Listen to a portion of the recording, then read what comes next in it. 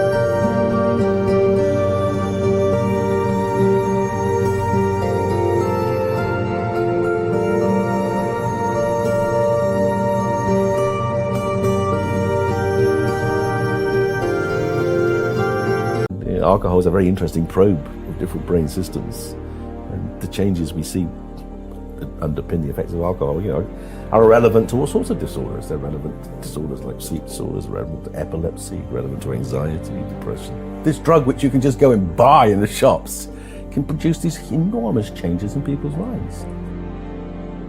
Sometimes some habits can turn into lifestyles, and certain lifestyles don't lead to all the benefits and all the amazing things that life has to offer. Some lifestyles lead to very dark paths, depression, anxiety, stress, and if not controlled, can also lead to some of the worst case scenarios out there in life. One of them being never reaching your capacity, never really having an identity or a self-worth, losing all integrity, all dignity, and losing yourself. Just a few years ago, I was in a very dark place in my life.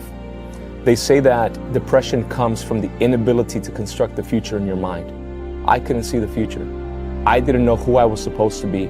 I was wanting to be a certain person, but making all the wrong decisions.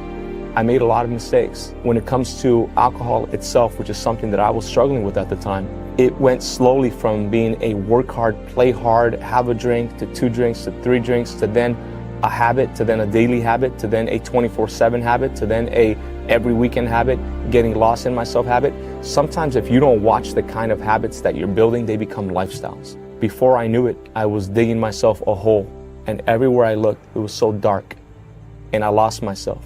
I spiraled into a sense of no self-worth, and I struggled a lot, and nobody knew. I hit rock bottom, to the point where I almost lost my job, to the point where some people had to have very tough conversations with me. Some friends had to deal with my drama, and they say hurting people hurt people. I was hurting inside, and I was hurting others and didn't even know it.